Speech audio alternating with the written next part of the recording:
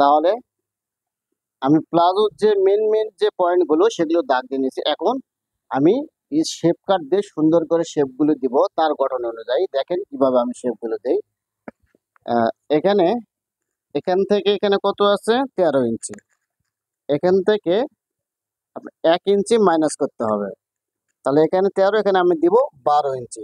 এখান থেকে এখানে 1 ইঞ্চি শেপ থাকবে। এইভাবে দেখেন আমি কিভাবে শেপগুলো দেই, ফলো করবেন অবশ্যই। শেপ কাটার শেপগুলি খুবই গুরুত্বপূর্ণ। এগুলি যদি সঠিকভাবে দিতে পারেন তাহলে তার গায়ে, যার জন্য আপনারা কাটিং করবেন, তার গায়ে সুন্দরভাবে ফিটিং হবে। তারপরে এই শেপটা এইভাবে ভিতরে দেওয়া যাবে না। এটা যদি আমি বেশি ভিতরে যদি শেপটা দিয়ে দেই, সেক্ষেত্রে আপনার সেলাই করার পরে এটা টেনে থাকবে। তাহলে এই শেপটা সবসময় একটু ভাসানো দিতে হবে। এই দেখ সহজে, কারণ যেহেতু এটা প্লাজো, এটা বেশি শেপ দেওয়া যাবে না। এই জায়গাটা হালকা একটু রাউন্ড করে দিতে হবে।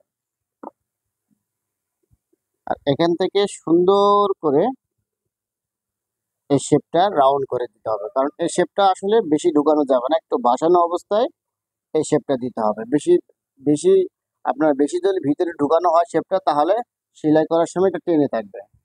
আমি সম্পূর্ণ ড্রয়িং, আমি যে মাপটা আপনাদেরকে আমি দেখিয়েছি, সে মাপ অনুযায়ী কীভাবে ড্রয়িং করতে হয় সম্পূর্ণটা আমি A to Z ভাবে আপনাদেরকে দেখিয়েছি এবং বুঝিয়ে দিয়েছি। আপনার সঠিক এভাবে যদি কাটিং করে নিতে পারেন, আপনার যার জন্য আপনারা কাটিং করে নেবেন তার গায়ে সুন্দরভাবে ফিটিং হবে, এতে কোনো সন্দেহ নেই। চলুন এখন কিভাবে কাটিং করতে হয় সহজে আপনাদেরকে আমি দেখাবো। প্রথমে এভাবে সুন্দর করে এই যে দাগটা দিয়ে নিয়েছিলাম, এখানে কেটে নিলাম। তারপর এখান থেকে 1/2 ইঞ্চি রেখে সুন্দর করে এই শেপ অনুযায়ী কেটে নিতে হবে। এখানে চতুর্দিকে এক সমান করে কেটে নিতে হবে, কারণ আমি যে মার্কারটা দিয়েছি এটা হলো আপনার হলো এই মার্কার উপর দিয়ে কারিগররা সেলাই দিবে।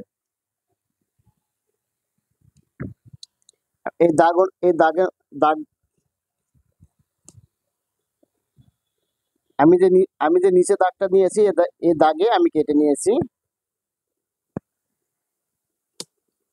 তারপর সুন্দর করে এভাবে একটু হালকা, এদিকে হালকা একটু রাউন্ড থাকবে, হালকা একটু ক্রস থাকবে, ক্রস অনুযায়ী তারপরে এই সেলাই থেকে 1 ইঞ্চি কাপড় বাড়তে রেখে এটা কেটে নিতে হবে।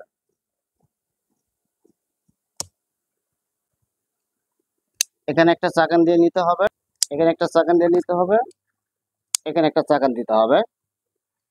এটা হলো মূল পয়েন্ট। আপনার যে কাটিং করব সেই কাটিং এর এটা হলো মেন সেলাই। এই দাগের উপর দিয়ে সেলাই যাবে, এভাবে এটা ভাঙানো হবে, আপনার এইভাবে সেলাই দেবে। যদি এইভাবে আপনারা মার্কা করে নেন, সেক্ষেত্রে আপনার এখানে পয়েন্ট বা মাপগুলো কম বেশি হবে না। আর যারা মার্কা কেটে ফেলায়, এখানে কতটুকু ডাবাতে হবে, আসলে মার্কা না থাকার কারণে এটা অসুবিধা হয়। কেউ একটু বেশি ডাবাবে, কেউ একটু কম ডাবাবে। আসলে সবচেয়ে যেটা উত্তম যেটা বিষয় সেটা হলো, সবচেয়ে যেটা সঠিক যেটা নিয়ম সেটা হলো আপনার মার্কা ঠিক রেখে বাড়তি কাটিং করা। আমি সহজে দেখিয়েছি কিভাবে প্লাজো কাটিং করতে হয়।